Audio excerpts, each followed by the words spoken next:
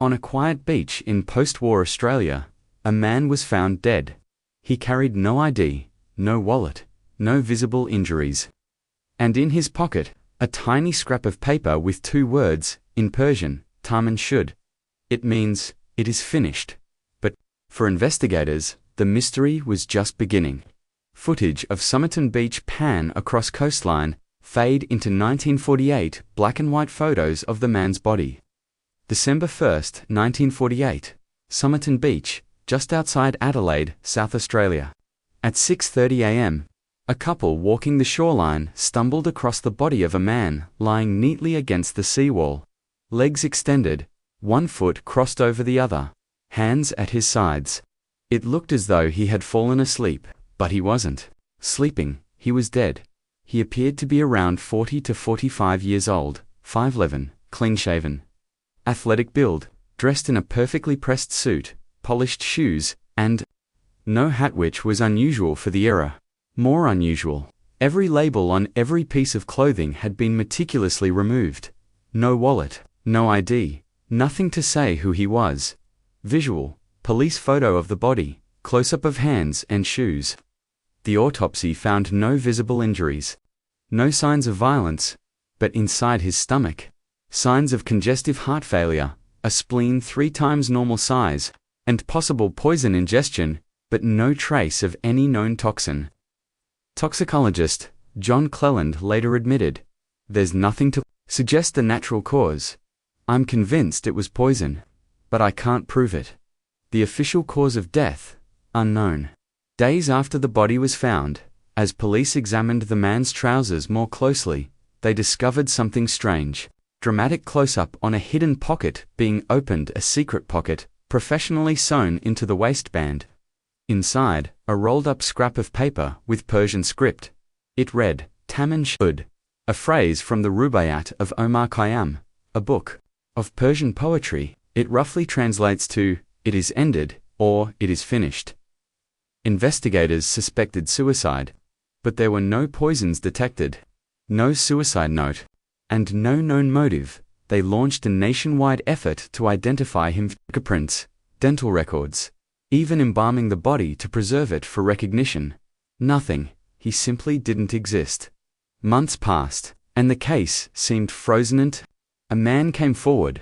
Visual, old car footage, glove compartment being opened. A man in Adelaide claimed that the same day the body was found, he had discovered a copy of the Rubaiyat in his unlocked car parked near Somerton Beach. Inside it, a tear that matched the scrap of Taman Shud paper perfectly. But that wasn't all.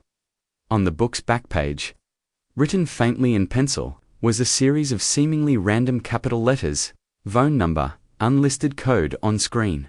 The Taman Shud cipher, WRGOI, BABEMIA, IOIWEPMIIA QSITEM EIAE QITITMT SAMSTJ.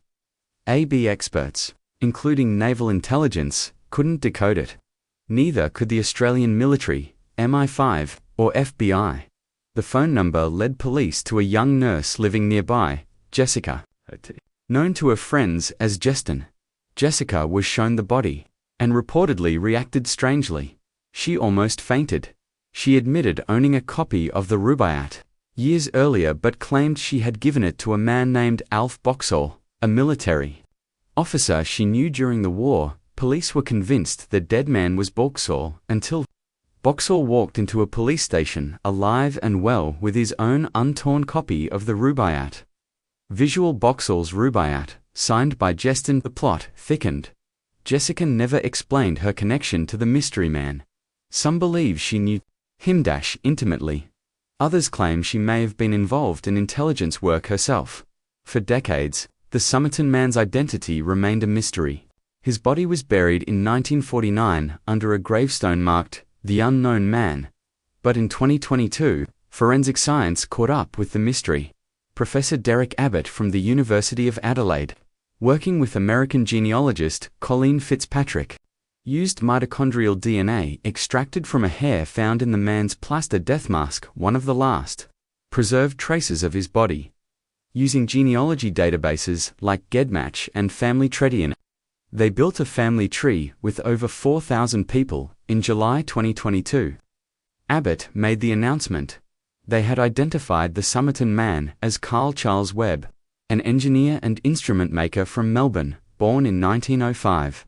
He had no known criminal record, no military history, and no immediate family looking for him. Source: ABC News Australia, CNN, The Guardian, July 2022. But the questions didn't stop. Why was he in Adelaide? Why the cipher, the torn poetry, the mystery woman?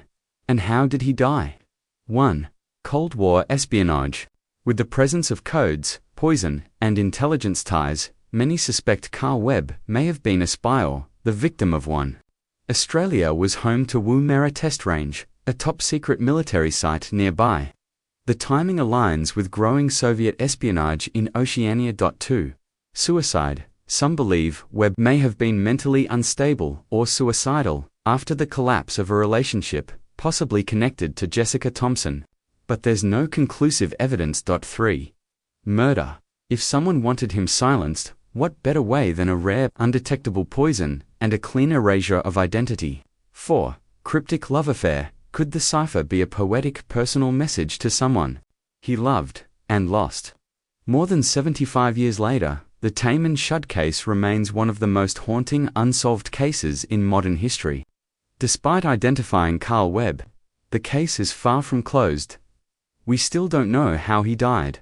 We still don't know why the code was written. And we may never know the full story of his connection to Jestyn.